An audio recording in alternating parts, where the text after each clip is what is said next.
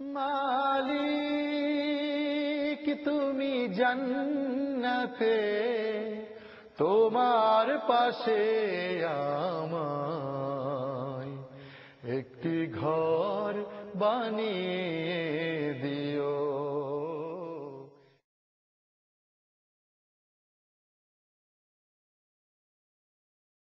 السلام عليكم ورحمة الله وبركاته.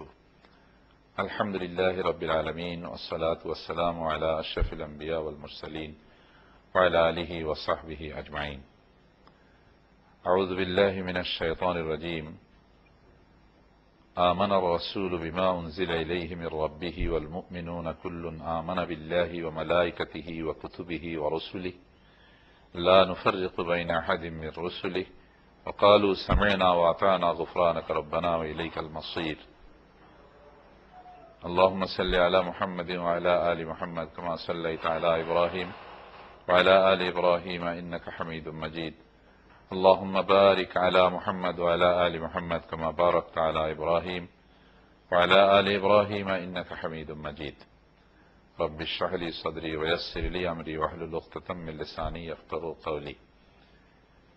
আমরা আজকে ইসলামের রুকন সমূহ বা আরকানুল ইসলাম এই নিয়ে আলোচনা করব সিরাতুল মুস্তাকিম অনুষ্ঠানে www.jigyasa.com থেকে।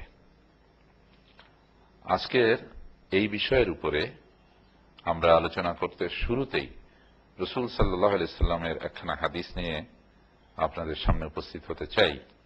সেটি হচ্ছে আন ইবনে উমর রাদিয়াল্লাহু আনহুমা قال قال رسول الله صلى الله عليه وسلم بني الإسلام على 5 شهادة أن لا إله إلا الله وأن محمدا رسول الله وإقام الصلاة وأن محمدا رسول الله وإقام الصلاة وإيتاء الزكاة والحج وصوم رمضان متفق عليه। এই হাদিসখানা হচ্ছে বুখারী এবং মুসলিমে উভয়ে সহিহ গ্রন্থে পাওয়া যায়। এখানে বলা হয়েছে যে ইসলামের বুনিয়াদ বা ভিত্তি হচ্ছে 5টি জিনিসের উপরে। শাহাদাতি আল্লাহ ইলাহা ইল্লাল্লাহ, প্রথম হচ্ছে লা ইলাহা ইল্লাল্লাহ সাক্ষ্য প্রদান করা, আর ওয়া আন্না মুহাম্মাদান রাসূলুল্লাহ এবং মুহাম্মদ সাল্লাল্লাহু আলাইহি ওয়াসাল্লাম আল্লাহর রাসূল এটা বলা। ওয়া ইকামিস সালাহ, দ্বিতীয় রুকন হচ্ছে সালাত কায়েম করা। তৃতীয় রুকন হচ্ছে ওয়া ইতাইজ যাকাত, যাকাত আদায় করা। ওয়াল হজ, চতুর্থটা হচ্ছে হজ।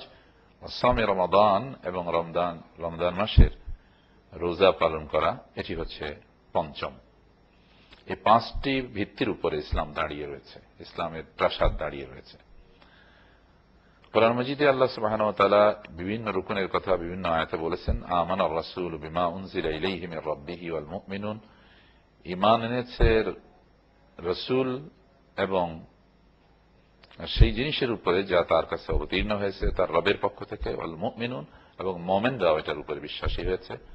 কুল্লুন আমানা বিল্লাহি, তারা সকলে ঈমান এনেছে আল্লাহর প্রতি, ওয়া মালাইকাতিহি, তার ফেরেশতাদের প্রতি, ওয়া কুতুবিহি, তার কিতাবসমূহের প্রতি, ওয়া রুসুলিহি, এবং তার রাসূলদের প্রতি। লা নুফাররিকু বাইনা আহাদিম মির রুসুলি, এবং বলছে তারা যে আমরা কোন রসুলদের ভিতরে আমরা কোনো বৈষম্য করি না, পার্থক্য করি না। ওয়াকালু, এবং তারা বলে সামি'না, যে শুনলাম, ওয়া আতা'না, এবং মেনে নিলাম। গুফরানাকা, হে রব তুমি আমাদেরকে ক্ষমা করো। রব্বানা গুফরানাকা, রব্বানা হে রব তুমি আমাদেরকে ক্ষমা করো। ওয়া ইলাইকাল মাসির, এবং তোমারই দিকে আমরা প্রত্যাবর্তনকারী, আমরা প্রত্যাবর্তন করব তোমার কাছেই। সূরাতুল বাকারা 285 নম্বর আয়াত। এখানেও আমরা এর সমর্থন পাচ্ছি যে আল্লাহর প্রতি ঈমান আনা, ফেরেশতাদের প্রতি ঈমান আনা। ঈমান আনার ক্ষেত্রে আমানতু বিল্লাহি ওয়া মালাইকাতিহি ওয়া কুতুবিহি ওয়া রুসুলিহি ওয়াল ইয়াউমিল আখির ওয়াল কদরি খাইরিহি ওয়া শাররিহি মিনাল্লাহি তাআলা ওয়াল বা'সি বা'দাল মাউত। অর্থাৎ আমি আল্লাহর প্রতি ঈমান আনলাম। ঈমানের যে এই প্রথম রুকনটা হলো ঈমান। ঈমান কিসের উপর আনতে হবে? আল্লাহর প্রতি, ফেরেশতাদের প্রতি, কিতাবসমূহের প্রতি, রাসূলদের প্রতি, এবং ঈমান আনতে হবে আখিরাতের প্রতি, তাকদীরের প্রতি, এবং মৃত্যুর পরে আবার জীবিত হতে হবে। এই 7টি জিনিসের উপর ঈমান আনার কথা বলা হয়েছে। সুতরাং আল্লাহর প্রতি ঈমান আনা হচ্ছে আমানতু বিল্লাহি কামা হুয়া বিআসমাইহি ওয়া সিফাতিহি, আমি ঈমান আনলাম আল্লাহর প্রতি সেইভাবে যেভাবে তিনি তার নামসমূহ গুণাবলীর দ্বারা গুণান্বিত, প্রতিষ্ঠিত। ওয়াকাবিলতু, এবং আমি গ্রহণ করলাম, অ্যাডমিট করলাম, মেনে নিলাম জামিয়া আহকামিহি, তার সমস্ত হুকুম অর্থাৎ আদেশগুলো সব মেনে নিলাম, নিষেধগুলো সব মেনে নিলাম। ও আরকানিহি, এবং তার দেওয়া সমস্ত রুকনগুলি আমি মেনে নিলাম। রুকন মানে হলো খুঁটি বা স্তম্ভ, আরকান হলো তার বহুবচন। তো এই ইসলামের এই আরকানগুলোকে মেনে নেওয়া, এটাও কবুল করে নেওয়া, এটাও ইমানের অংশ। এবং আল্লাহর প্রতি ঈমান আনার ক্ষেত্রে আমাদের মনে রাখতে হবে যে আল্লাহর যে 99টি নাম রয়েছে, এর মধ্যে আল্লাহর জাতি নাম, সিফাতি নাম রয়েছে।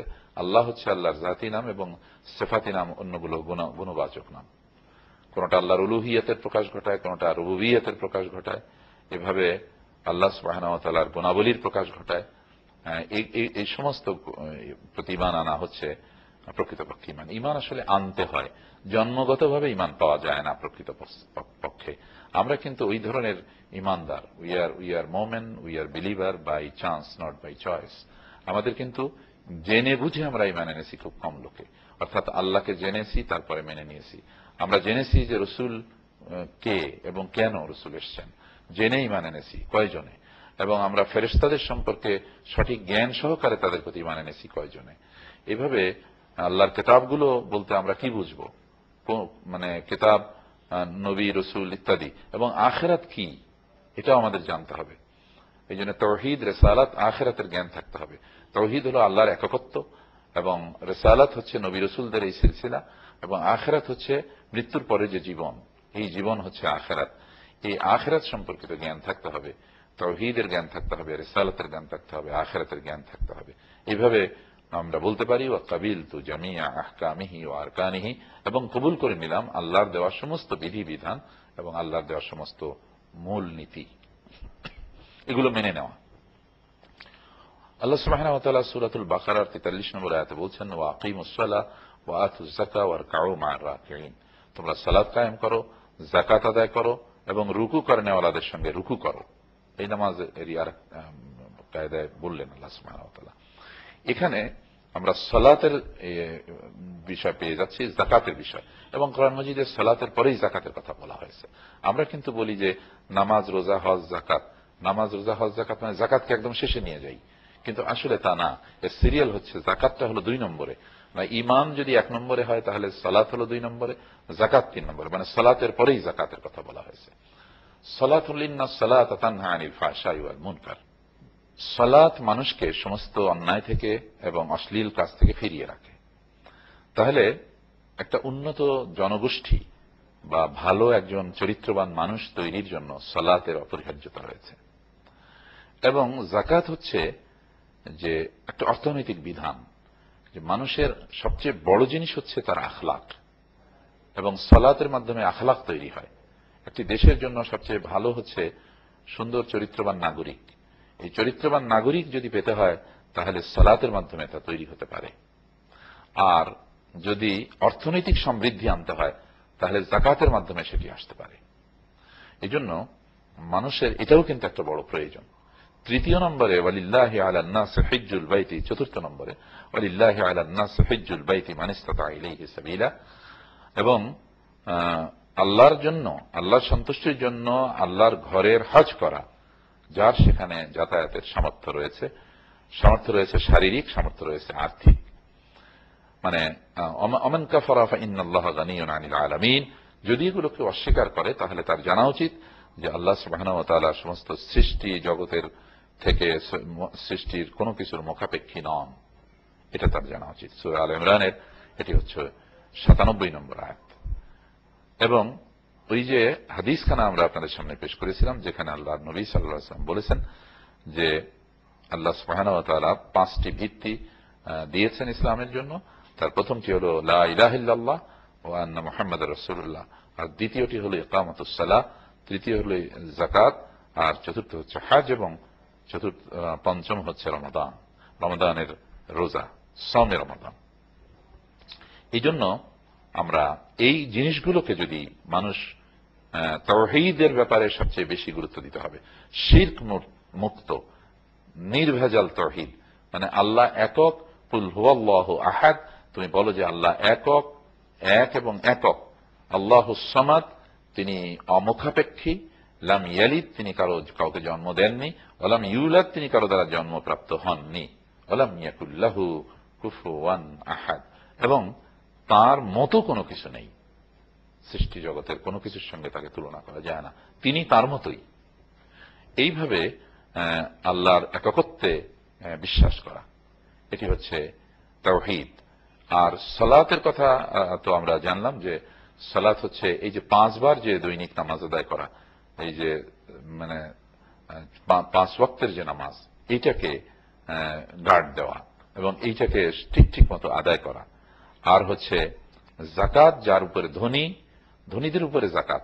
নামাজ কিন্তু সকল সক্ষম নারী পুরুষ সকলের জন্যই, মানে যিনি বালেগ হয়েছেন এবং যিনি মস্তিষ্ক তার সঠিক আছে, সুস্থ আছে, এবং তার শারীরিকভাবে মানে তিনি বেহুশ হয়ে থাকেন না, এইরকম হুশ আছে, এমন সকল মানুষের উপরেই নামাজ ফরজ।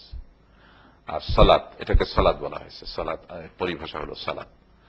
এরপরে যাকাত হলো তাদের জন্য যাদেরকে নেসাব পরিমাণ সম্পদ আল্লাহ সুবহানাহু ওয়া তাআলা দিয়েছেন, অর্থাৎ 7.5 ভরি স্বর্ণ যারা আছে তাকে যাকাত দিতে হবে, অথবা 52.5 তোলা রূপা যারা আছে তাকে যাকাত দিতে হবে। এর মূল্য, এই 52.5 তোলা রূপার যে মূল্য হয়, ধরুন তা 25 থেকে 30,000 টাকা, এই পরিমাণ নগদ অর্থ যার আছে তাকেও যাকাত দিতে হবে। যাকাত সম্পদ যেদিন তার এই পরিমাণ সম্পদ হাতে আসলো তখন থেকে 1 বছরের মাথায় তাকে যাকাত দিতে হবে শতকরা 2.5 টাকা। এবং যাকাতের পাওনাদার হচ্ছে ইন্নামাস সাদাকাতু লিল ফুকারা ওয়াল মাসাকিন ওয়াল আমিলিনা আলাইহা, ফকির মিসকিন। এবং যাকাতের এটা অবশ্য এটা একটা প্রাতিষ্ঠানিক ইবাদত, অর্থাৎ কিনা এটা যাকাত সবাই ইন্ডিভিজুয়ালি যে যার মতো দেওয়ার কথা ছিল না। যে ইসলামী হুকুমত থাকলে সেখানে যাকাত কালেকশন করবে ইসলামী হুকুমত, এবং যাকাত বিতরণ করবে বা যাকাতের অর্থ ব্যয় করবে নির্দিষ্ট খাতে ব্যক্তিদের জন্য। এদের হল যাকাতের বিধান রয়েছে। এবং সেই সাথে এরপরেই হচ্ছে আমরা পাচ্ছি হজ। হজ হচ্ছে এটাও যারা সামর্থ্যবান লোক তাদের জন্য, অর্থাৎ কিনা যাতায়াতের যাদের আর্থিক সামর্থ্য আছে এবং ফিজিক্যাল ফিটনেস আছে, অর্থাৎ কিনা তারা শারীরিকভাবেও যাতায়াতের জন্য সুস্থ, এমন মানুষের উপরে, বালেগ লোকদের উপরে আল্লাহ সুবহানাহু ওয়া তাআলা হজ ফরজ করেছেন। নাবালেগরাও হজ করতে যেতে পারেন, তবে তিনি যখন বালেগ হবেন তখন যদি তার অর্থ সম্পদ থাকে তাহলে তাকে আবারও হজ করতে হবে। এভাবে হজ হচ্ছে বায়তুল্লাহর হজ, বায়তুল্লাহর হজ করা, এবং এটি হচ্ছে হয়ে থাকে, এটার নিয়ম হচ্ছে এটা জিলহজ মাসে হজ করতে হয়, এবং জিলহজ মাসের নির্দিষ্ট কয়েকটা দিনে এই হজের সময়। তারপরে আমাদের রমাদান হচ্ছে রমাদান মাস, এই রমাদান মাসে 1 মাস পর্যন্ত রোজা রাখা, 1 মাস পর্যন্ত রোজা রাখা, এবং এটি আল্লাহ সুবহানাহু ওয়া তাআলা ফরজ করেছেন। আর যদি কেউ সফরে থাকেন অথবা কেউ যদি অসুস্থ হন তাহলে তিনি পরবর্তীতে এই রোজাগুলো রেখে দেবেন। এভাবে রমজানের রোজার ব্যাপারে আল্লাহ তাআলা অপশন দিয়েছেন, বলছেন ইউরিদুল্লাহু বিকুমুল ইউসরা, আল্লাহ তোমাদের জন্য সহজ করতে চান, ওয়ালা ইউরিদু বিকুমুল উসরা, আল্লাহ তোমাদের জন্য কঠিন করতে চান না।